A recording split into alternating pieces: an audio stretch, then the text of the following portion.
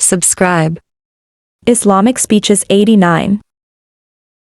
اس حدیث کا آغاز یوں ہوتا ہے کہ اللہ کے محبوب اپنے اصحاب کے جھرمٹ میں تشریف فرما تھے تو فرمایا واللہ لا یؤمن واللہ لا یؤمن واللہ لا یؤمن، اللہ کی قسم وہ شخص مومن نہیں ہے، اللہ کی قسم وہ شخص مومن نہیں ہے، اللہ کی قسم وہ شخص مومن نہیں ہے۔ صحابہ حضور کی جنبش لب کے منتظر رہتے تھے اور حضور علیہ الصلاۃ والسلام کی گفتگو بہت مرتب، منظم اور باوقار، سہل، شستہ، سادہ، سلیس اور عام فہم ہوتی، اور عمومی طور پہ سیاق و سباق کو بیان کر کے اللہ کے محبوب گفتگو کو ارشاد کرتے۔ لیکن کبھی کبھی اللہ کے محبوب علیہ السلام جب گفتگو ارشاد فرماتے تو اس میں استفہامی انداز ہوتا، یہ متوجہ کرنے کے لیے ایک انتہائی بلاغت کا انداز ہے۔ جس طرح صحابہ کو حضور نے پوچھا کہ مجھے بتاؤ اس وادی کا نام کیا ہے، تو صحابہ نے بتایا تو پھر حضور نے فرمایا کہ میں یہ منظر دیکھ رہا ہوں۔ اسی طرح تشریف لے جا رہے تھے، بکری کا مرا ہوا بچہ پڑا تھا تو کہا کہ کوئی اس کو 1 درہم میں خریدے گا، کہا حضور اس کو تو کوئی ایسے بھی اٹھانے کے لیے تیار نہیں۔ Islamic Speeches 89. فرمایا جس دنیا کے پیچھے لوگ لگے ہیں اللہ کی نظر میں اس کی بکری کے مرے ہوئے بچے کی جتنی بھی اہمیت نہیں ہے۔ اسی طرح مختلف انداز میں مختلف طرق تھے حضور، لیکن جو انتہائی اہم چیز اللہ کے محبوب علیہ السلام نے ارشاد فرمانا ہوتی تو وہ قسم سے بیان کرتے۔ تو قسم جب مجرم کوئی بیان کرے قسم دے، یا جس پر شک ہو وہ قسم دے، یا جس پر تردد ہو وہ قسم دے، تو وہ ایک اور بات ہوتی۔ جس پر آپ کا پہلے ہی یقین ہو، جس پر آپ کا پہلے ہی اعتماد ہو، جب وہ قسم کرے تو وہ پھر ایک الگ چیز ہوتی ہے۔ اس میں مضمون کی تاکید کرنا، مضمون کو مؤکد کرنا مقصود ہوتا ہے۔ رات دیر سے بیٹا گھر آیا تو باپ نے پوچھا کدھر سے آئے ہو، تو اس نے کہا میں قسم اٹھاتا ہوں کہ میں سیدھا مسجد سے آ رہا ہوں، میں سیدھا فلاں جگہ سے آ رہا ہوں۔ تو اس نے باپ کی آنکھوں میں شک دیکھا تو قسم سے اس تردد کو دور کیا۔ لیکن اگر باپ گھر آئے اور آ کے بیٹوں کو، اولاد کو اٹھا کے کہو میں آج قسم اٹھا کے تمہیں ایک بات بتانا چاہتا ہوں، تو وہ کوئی تردد دور نہیں کر رہا ہوتا، بلکہ جو بات کی اہمیت ہے اس کو اجاگر کرنے کے لیے قسم کر رہا ہوتا۔ تو قسم کون کر رہا ہے؟ ایک تو اس سے قسم کا مفہوم اور قسم کے متعلقات واضح ہوتے ہیں۔ پھر جو قسم کر رہا ہے وہ اس کو کس تاکیدی انداز سے کر رہا ہے۔ تو اب یہاں جو تاکیدی انداز ہے وہ منفرد ہے کہ کسی سیاق و سباق کو بیان کیے بغیر کلمے کا آغاز ہی ایسے کیا جا رہا ہے، واللہ لا یؤمن واللہ لا یؤمن واللہ لا یؤمن، 3 مرتبہ۔ اللہ کی قسم وہ شخص مومن نہیں ہے، اللہ کی قسم وہ شخص مومن نہیں ہے، اللہ کی قسم وہ شخص مومن نہیں ہے۔ Subscribe. تو اب صحابہ کو تو سب سے زیادہ عزیز ایمان تھا، 89.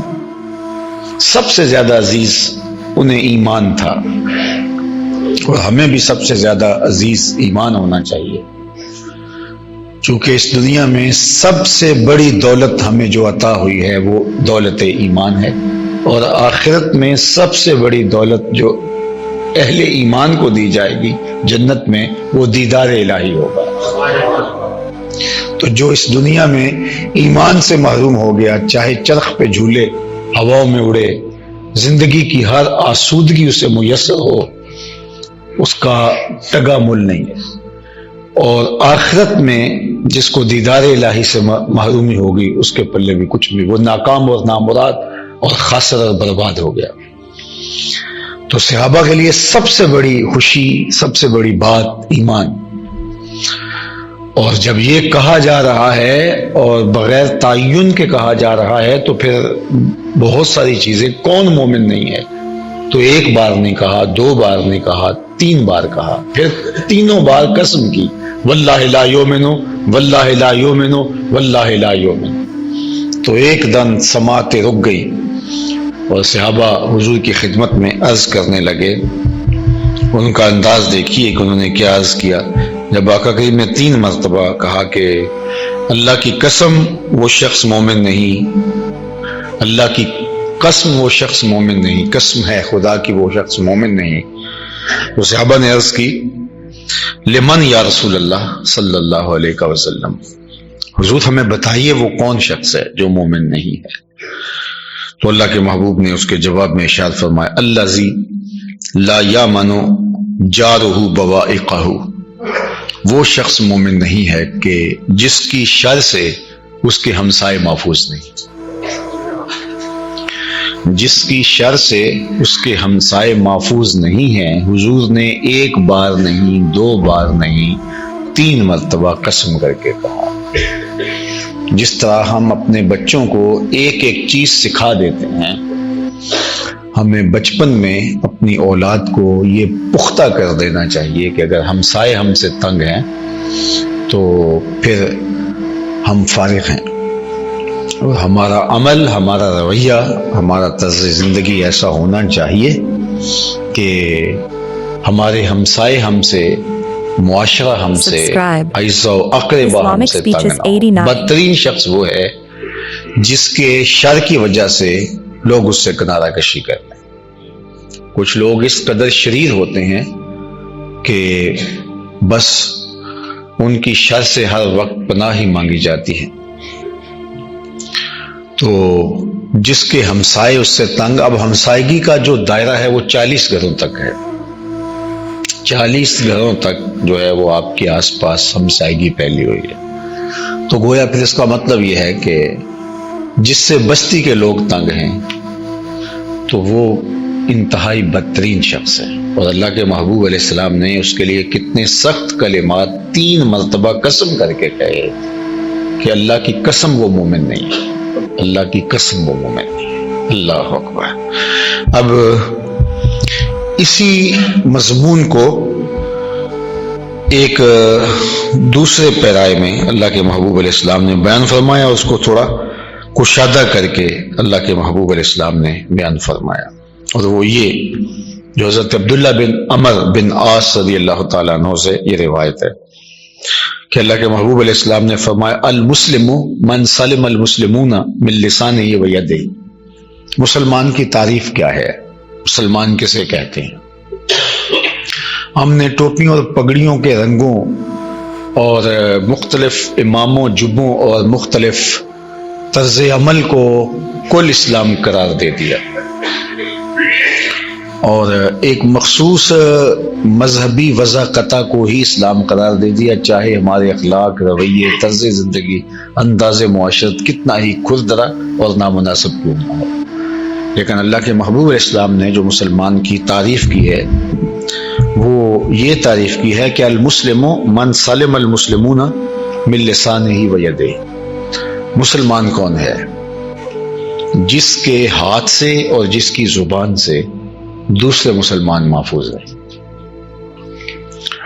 اس کا بہت بڑا مفہوم ہے، زبان سے اور ہاتھ سے محفوظ رہنے کا۔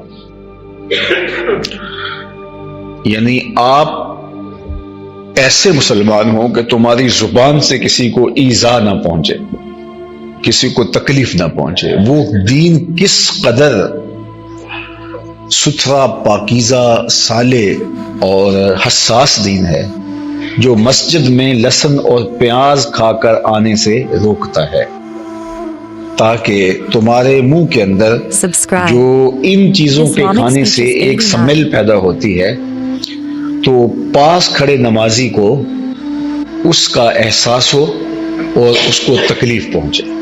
یہ ہے ہمارا دین جو ہمیں یہاں تک حساسیت سکھاتا ہے، جو دین ہمیں اس درجے کی حساسیت سکھاتا ہے۔ حضرت انس بن مالک رضی اللہ تعالیٰ عنہ جلیل القدر صحابی تھے، اور انہوں نے حضور علیہ السلام کی قربت میں 10 سال گزارے تھے۔ خدمت رسول اللہ صلی اللہ علیہ وسلم 10 سنین، کہتے ہیں میں نے 10 سال حضور کی قربت میں گزارے، اور 10 سال میں ایک بار بھی ایسا نہیں ہوا تھا کہ حضور نے مجھے جھڑکا ہو۔ اللہ اکبر، کیا شفقت دی، کیا پیار دیا۔ تو اب حضور کے وصال کے بعد ظاہر ہے جنہوں نے حضور کو دیکھا بس وہ تو ایک کہانی الگ ہے، اور جنہوں نے آقا کریم علیہ السلام کو نہیں دیکھا تو پھر ان کو کتنی شدید خواہش ہوتی، تڑپ ہوتی کہ حضور کو کاش ہم دیکھ پاتے۔ آج صدیاں گزرنے کے بعد بھی لوگ آرزو کرتے ہیں کاش کہ حضور کا دیدار ہمیں نصیب ہوا ہوتا، لیکن وہ پھر بالکل تازہ دور گزرا تھا تو کئی لوگوں کو حسرت ہوتی کاش کہ چند ماہ پہلے آگے ہوتے۔ بلکہ ایک عربی کا ذکر ہے، دیہاتی کا، جو حضور علیہ الصلوۃ والسلام کو ملنے کے لیے چلا آیا، وہ شوق فراواں میں چلا آ رہا تھا۔ جب وہ مدینہ المنورہ میں پہنچا تو قبر انور پر مٹی برابر کی جا چکی تھی۔ تو اب مجھے بتائیے کہ اس کی کیا کیفیت ہوگی؟ اللہ اکبر۔ تو وہ پھر حضور علیہ الصلوۃ والسلام کی تربت انور پہ اپنا رخسار ملنے لگا اور رونے لگا، اور قبر سے مٹی اٹھا کر اپنے سر میں ڈالنے لگا، اور عرض گزار ہوا کہ جے تو مستغفرا لذنبی، میں اللہ کا حکم پڑا تھا وَلَوْ أَنَّهُمْ إِذْ ظَلَمُوا أَنفُسَهُمْ جَاءُوكَ، اگر اپنی جانوں پہ ظلم کر بیٹھو تو میرے محبوب کی چوکھٹ پہ آ جاؤ۔ تو میں تو اس حکم کی تکمیل کے لیے آیا تھا اور یہاں پہنچا ہوں تو بس تھوڑا سا لیٹ ہو گیا، تو آپ کی سعادت، تو میں تو آپ کی بارگاہ سے یوں خالی نہیں جانا۔ مدارک التنزیل میں لکھا ہے، یہ تفسیر کی کتاب ہے، فنودی من القبر انہ قد غفر لک، گنبد خضرا سے صدا آئی جا تیرے گناہ معاف کر دیا۔ اب ان کی بے چینی، جنہوں نے حضور کو نہیں دیکھا، اب وہ آتے اور پھر حضور کی ملاقات نہ ہوتی۔ حضرت بلال حبشی کا سفر ابن عساکر نے اپنی تاریخ میں بڑی تفصیل سے لکھا ہے، وَمَرَغَ وَجْهَهُ عَلَى قَبْرِ رسول اللہ، جب وہ آئے شام سے تو اپنے چہرے کو حضور علیہ الصلوۃ والسلام کی قبر انور کی مٹی پہ ملنے لگے۔ تو بہرحال وہ تو ایک بے چینی ہوتی ان کو، پھر وہ صحابہ کو ملتے کہ چلو انہوں نے حضور کو دیکھا۔ تو حضرت انس چونکہ 10 سال خدمت کی اور خادم خاص تھے تو لوگ خاص طور پر ان کو ملتے اور حضور علیہ السلام کے بارے میں پوچھتے، اور حضرت انس کا لوگ ہاتھ پکڑ لیتے اور ہاتھ پکڑ کے چومتے کہ تم نے ان ہاتھوں سے حضور کو چھوا ہے، حضور کے ہاتھوں کو تیرے ہاتھوں نے مس کیا ہے۔ تو حضرت انس کہتے ہیں، امام بخاری نے یہ حدیث روایت کی ہے، حضرت انس فرماتے ہیں کہ میں پھر جب گھر سے نکلتا تھا تو مجھے پتا تھا لوگ میرا ہاتھ پکڑیں گے اور چومیں گے، تو میں اپنے ہاتھ کو تھوڑی خوشبو لگا لیتا تھا، چونکہ وہ میرے ہاتھ کو چومیں گے تو ان کو جو ہے وہ خوشبو آنی چاہیے، ان کو ایسا احساس ہونا چاہیے۔ تو آپ کسی سے ملتے ہیں تو آپ ملیں اس انداز سے کہ اگر بعض اوقات انسان پسینے میں لتھڑا ہوا ہے، کسی سفر سے آیا ہے، تو پھر بغل کی ہونے کی ضرورت نہیں ہے۔ صبح صبح آپ کسی نے دستک دیے دروازے پہ، ابھی آپ مسواک بھی نہیں کی ہے، تو آپ کسی سے لپٹ جاتے ہیں اور اس کو اذیت ہوتی ہے، اور اس طرح اذیتوں سے مجھے اور آپ کو بہت گزرنا پڑتا ہے کہ کچھ لوگوں کی حالت ایسے ہوتی ہے کہ وہ ایک لمحہ کے لیے بھی مشکل ہوتا ہے اور پھر جان پہ آ جاتی ہے۔ تو ہمارے دین نے لہسن کھا کے، پیاز کھا کے مسجد سے آنے سے روکا ہے۔ اتنی عذابی، اتنی تکلیف بھی کسی کو پہنچے، ہمارا دین یہ بھی گوارا نہیں کرتا، تو آپ کسی کے لیے سراپا ایذا بن جائیں تکلیف کا ذریعہ بن جائے، تمہیں دیکھ کر کے کراہت آنے لگے، تمہاری ازائیں یاد آنے لگے، تمہاری دی ہوئی تکلیفوں سے دم گھٹنے لگے، اور تمہارے ساتھ جڑی ہوئی ایک لمبی کہانی جو تم نے اذیتوں کی رقم کی ہے وہ ساتھ جو ہے وہ یاد آنے لگے، تو بتائیے اس سے بدترین شخص کون ہو سکتا ہے؟ تو کہا المسلم من سلم المسلمون من لسانہ و یدہ، بہترین مسلمان وہ ہے کہ جس کے ہاتھ سے، جس کی زبان سے دوسرے مسلمان محفوظ رہے۔ اللہ اکبر۔ اگر ہم اس حوالے سے اپنے اسلاف کی زندگیاں دیکھتے ہیں، اصحاب کی زندگیاں دیکھتے ہیں، تو انہوں نے کس طرح دوسروں کے معاملات کا اور چیزوں کا خیال رکھا۔ Subscribe. صحابہ کی زندگیاں حضور کے حوالے سے اللہ نے خود آداب سکھایا۔ اللہ کے محبوب علیہ السلام نے دعوت کی، صحابہ تشریف لائے، حاضر ہوئے حضور کے گھر۔ اب حضور کے گھر میں دعوت ہو تو پھر صحابہ تو پھر جس شوق سے آئے ہوں گے، اب گھر میں وسعت اور کشادگی اتنی نہیں تھی، تو تھوڑے تھوڑے لوگ آتے اور ان کو کھانا دیا جاتا، پھر وہ اٹھ کے چلے جاتے، پھر جو باہر منتظر ہوتے وہ آتے تو پھر ان کو کھانا دیا جاتا، پھر وہ چلے جاتے، تو اس طرح سے کچھ تھوڑے تھوڑے لوگ کر کے حضور کے حجرہ اصغر میں آتے اور وہ اپنا حصہ اٹھاتے اور چلے جاتے۔ اب کھانے کے لیے تو 10 منٹ یا 5 منٹ لگے، اور حضور علیہ السلام کے گھر میں آنا ہوا تو کئیوں کا پھر اٹھنے کو جی نہیں چاہا، وہ وہاں بیٹھ کر کے گفتگو کرنے لگے۔ حضور کا گھر ہے اور حضور نے بلایا ہے خود، تو کھانا کھا لیا اور کھانا کھا کے وہ بیٹھ گئے اور بات کرنے لگے کہ جتنا وقت یہاں گزر جائے، اور باہر لوگ منتظر ہیں کہ یہ اٹھ کے باہر آئیں اور ہم اپنی باری پہ کھانا کھائیں۔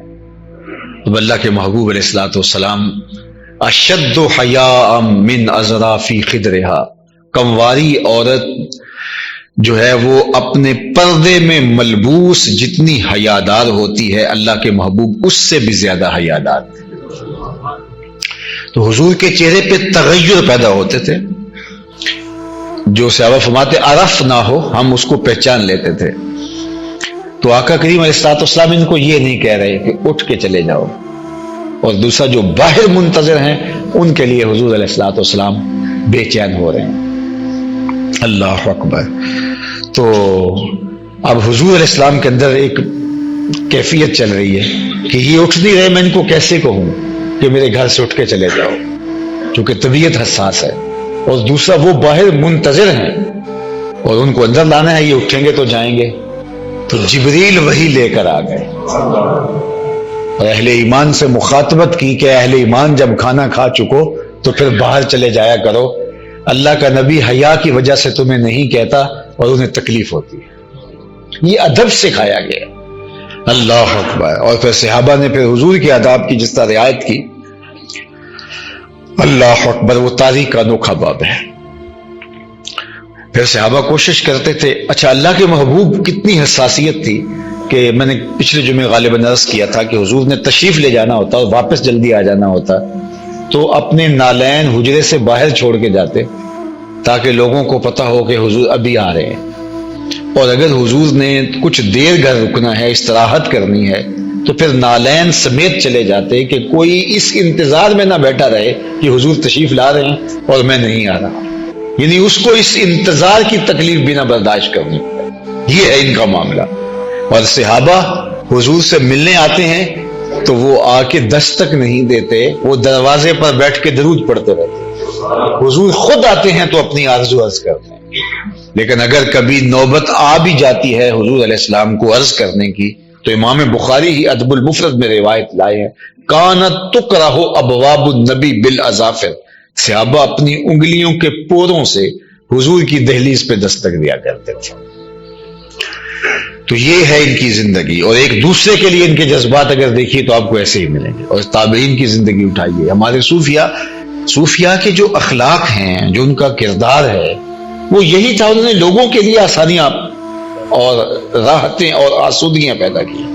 انہوں نے لوگوں کے جذبات کا اتنا لحاظ رکھا اور لوگوں کی دلجوئی کا اتنا لحاظ رکھا اور لوگوں کو شرمندگی سے بچانے کے لیے مبالغے کی حد تک اہتمام کیا۔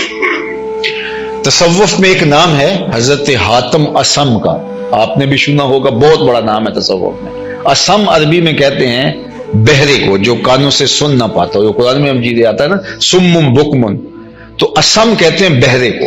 تو حضرت حاتم کے بارے میں مشہور تھا کہ یہ بہرے ہیں، لیکن حقیقت حال اس سے برعکس ہے، وہ بہرے نہیں تھے۔ ہوا یہ کہ آپ کے پاس کوئی خاتون اپنا کوئی دکھڑا لے کر آئی، تو بیٹھتے بیٹھتے اس کی ہوا خارج ہو گئی۔ تو یہ تو ایک طبیعی اور فطری عارضہ ہے، لیکن عمومی طور پہ اگر ایسا ہو جائے اور برسر مجلس ہو جائے تو انسان سبکی محسوس کرتا ہے، شرمندگی محسوس کرتا ہے، جبکہ یہ ہر ایک کے ساتھ جڑا ہوا عارضہ ہے، لیکن یہ ایک بہرحال انسان کا ایک پرائیویٹ مسئلہ ہے۔ تو وہ خاتون تھی پھر، تو حضرت کے سامنے جب بیٹھنے لگی تو ہوا خارج ہوگی، تو وہ شرمندگی سے پسینے میں شرابور ہو گئی کہ ایک بہت بڑے بزرگ کے پاس آئی ہوں اور یہ کیا ہو گیا مجھ سے۔ تو وہ شرمندہ ہوئی جا رہی تھی، اور جب وہ بات کرنے لگی تو حضرت نے ایسے کان پہ ہاتھ رکھ کے کہا ذرا اونچا بولنا۔ اس کو تاثر یہ دیا کہ میں اونچا سنتا ہوں، تو وہ اس کی جو شرمندگی تھی وہ ختم ہو گئی کہ میں خامخواہ شرمندہ ہو رہی تھی، حضرت تو اونچا سنتے ہیں اور بہرے ہیں۔ پھر جب تک وہ خاتون زندہ رہی حضرت حاتم بہرے بنے رہے، کہ اس کو اگر پتہ چل گیا کہ میں بہرا نہیں ہوں تو اس کو تب شرمندگی ہو۔ یہ تھے ہمارے صوفیاء کے اخلاق۔ اب تو صوفی جبے سے بنتا ہے نا، اب تو صوفی لمبی پگڑی سے بنتا ہے، ہاتھ میں ڈنڈا پکڑے تو صوفی بنتا ہے، دمال ڈالے تو صوفی بنتا ہے، آج تو صوفی اور پٹکا باندھنے سے بنتا ہے، رقص اور ڈھول کی تھاپک پہ ناچنے سے صوفی بنتا ہے، لیکن حقیقی صوفی میں یہ نہیں ہوتا۔ اقبال نے بھی کہا تھا نا کہ فقر قرآن احتساب ہست و بود، نئے رباب و مستی و رقص و سرود، فقر اریاں گرمی بدر و حنین، فقر اریاں بانگے تکبیر حسین۔ تو رقص و سرود کا نام فقر نہیں ہے، فقر ان اوصاف حمیدہ کا نام ہے، اقدار عالیہ کا نام، اخلاق حسنہ کا نام ہے۔ یہ وہ خوبصورت صوفی ایک خوبصورت اور ایک صالح پاکیزہ بے زرع انسان ہوتا ہے، اور ہمارا دین ہمیں یہی سکھاتا ہے، المسلم من سلم المسلمون من لسانہ و یدہ۔ اللہ تعالی ہمیں ایسا بنائے کہ ہماری زبان سے اور ہمارے ہاتھ سے کسی کو تکلیف نہ پہنچے، اور ہمارے مرنے کے بعد لوگ گواہی دے سکیں کہ یار یہ بندہ، اس سے ہمیں کوئی کبھی تکلیف نہیں پہنچی۔ ورنہ ہم نے ایسے بندے بھی دیکھے ہیں کہ جب وہ مرتے ہیں تو لوگ زبان سے کہیں نہ کہیں تو ان کا دل کہتا ہے شکر ہے جان چھوٹی، خاص کم جہان پاک، اور ان کے لیے تعریف کے لفظ ہی نہیں مل رہے ہوتے۔ زیادہ سے زیادہ لوگ یہ کہہ دیتے ہیں اور ساڑھے نال ویسے چنگائی سی، مطلب کیا کہ اس نے لوگوں کی ناک میں دم کر رکھا تھا، صرف ہمیں چھوڑ گیا ہے، تم نظر نہیں آئے ہوگے، ساڑھے نال بس چنگائی سی، اس کا مطلب وہ کسی کے ساتھ اچھا نہیں تھا۔ لیکن کاش کہ اچھی گواہیاں پیدا کریں اور اپنے آپ کو مؤثر اور فعال بنائیں، اور ہمارا وجود بے ضرر لوگوں کے لیے ہو۔ اللہ ہمیں صالح اور پاکیزہ معاشرت کی تشکیل